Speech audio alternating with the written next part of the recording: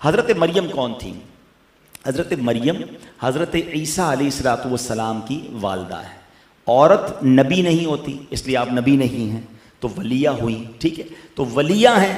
अब इनसे जो भी ऐसी बात होगी जो हमारी नॉर्मल रूटीन में नहीं होती, तो वो करामत ही होगी, मौजज़ा नहीं होगी। नबी से हो तो मौजज़ा है, वली से हो तो करामत है। ठीक है, मैं इसलिए थोड़ा सा ईजी करके आपको समझा रहा हूँ।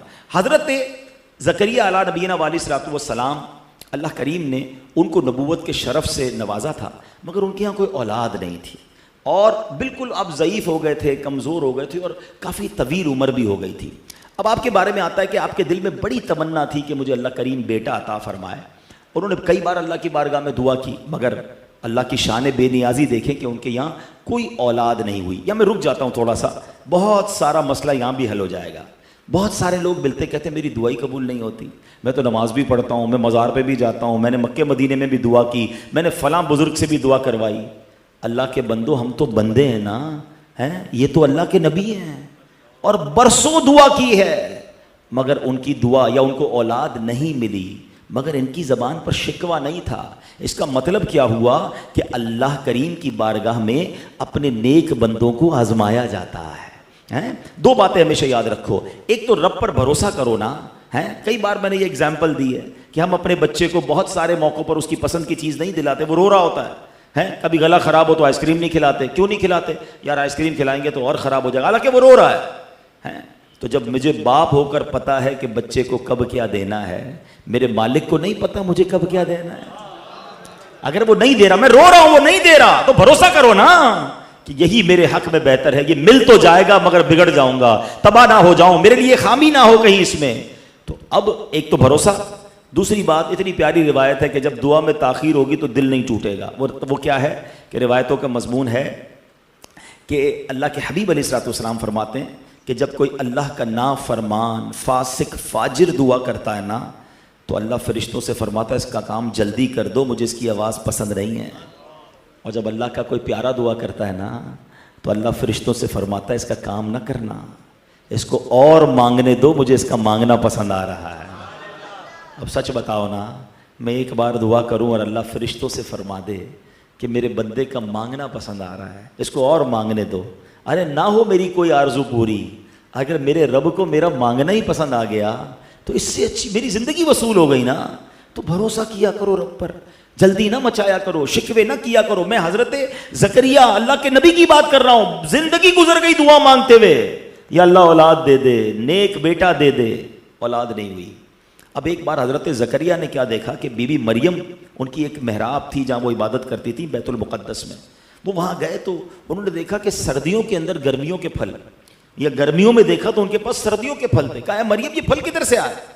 कहा अल्लाह की तरफ से आए, अल्लाह की तरफ से मुझे रिस्क मिलता है। फल आ जाते थे मेहराब के अंदर। हैं, अब मिसाल के तौर पे गर्मियों के अंदर जो है, जो आम होते हैं, अगर किसी को दिसंबर के अंदर आम ताज़े ताज़े मिलना शुरू हो जाए, अब तो खैर फ्रिज में रख देते हैं लोग, लेकिन नॉर्मली तो पॉसिबल नहीं ना।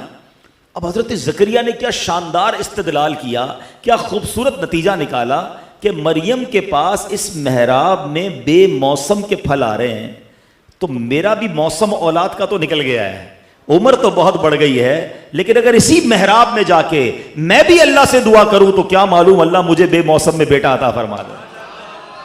अब आप चले गए उस मेहराब में। अगेन ट्राई टू अंडरस्टैंड में जो ये पूरा वाकया कुरान में सूरह मरियम में मौजूद है। आप इसको, मेरा मशवरा है, सूरह आले इमरान में, माफ कीजिएगा, सूरह आले इमरान की आयत नंबर 37 तक 41, लोग कहते हैं ना रेफरेंस दिया करो, तो ये आयतें पढ़ लीजिएगा और इसकी तफसीर भी पढ़ लीजिएगा। वह अजाइबुल कुरान गराइबुल कुरान किताब में इस वाक्य को बड़ा तफसील से बयान किया उन्होंने, अब्दुल मुस्तफ़ा आज़मी साहब ने। तो बहरहाल आप मेहराब में चले गए और वहाँ जाके आपने दुआ की, अल्लाह अकबर, अल्लाह करीम से दुआ क्या की कि अल्लाह तू बेमौसम के फल देने पर कादिर है, मेरी उम्र भी बढ़ गई है, मौसम तो नहीं बचा औलाद का, अल्लाह तू मुझे औलाद अता फरमा दे। अल्लाह पाक ने क्या करम फरमाया, हज़रत ज़करिया को इस बुढ़ापे में बेटे की खुशखबरी भी अता फरमाई और ख़ुद रब ने बेटे का नाम भी अता फरमाया, नाम याह्या रखा और उस बच्चे को भी नबी बना दिया। अगेन दुआ कहाँ की? मेहराब में। अच्छा, 2-3 मसले हल हो गए हैं, एक मसला हल नहीं हुआ इस एक वाक़े से। पहला मसला तो हल क्या हुआ कि दुआ में घबराना नहीं है, ताखीर हो जाए तो अल्लाह पर भरोसा रखना है। दूसरा मसला ये हल हुआ कि हज़रत मरियम कौन है? वलिया हैं। बेमौसम के फल आना क्या है? करामत है ना। तो करामत का सबूत मिल गया कुरान से, हैं? अच्छा, अब आ जाओ, हजरत ज़करिया तो अल्लाह के नबी हैं, कहीं से भी दुआ कर लेते। लोग कहते हैं ना भाई क्या जरूरत है मजार शरीफ पे जाके दुआ मांगने की, क्या जरूरत है फला मकाम पर जाके दुआ मांग, अल्लाह तो सब जगह से सुनता है। अरे भाई मैं ज्यादा जानता हूं, आप ज्यादा जानते हैं, अल्लाह के नबी ज्यादा जानते हैं। हजरत ज़करिया ने सारी जिंदगी दुआ की थी, मगर जिस मेहराब में बीबी मरियम ने इबादत की, ज़करिया ने कहा उधर जाके दुआ करूंगा, अल्लाह कबूल फरमा लेगा। कुरान बता रहा है कि जहां अल्लाह वाले इबादत करें उधर जाके दुआ मांगो, अल्लाह वो दुआ कबूल फरमाता है। अब मेरा सवाल यह है, जहां अल्लाह वाले दुआ करें, इबादत करें, उधर जाकर मैं दुआ करूं तो दुआ कबूल होती है। जिस मजार में अल्लाह वाले मौजूद हों, उनके कदमों में खड़े होकर दुआ करूं तो दुआ क्यों ना कबूल होगी।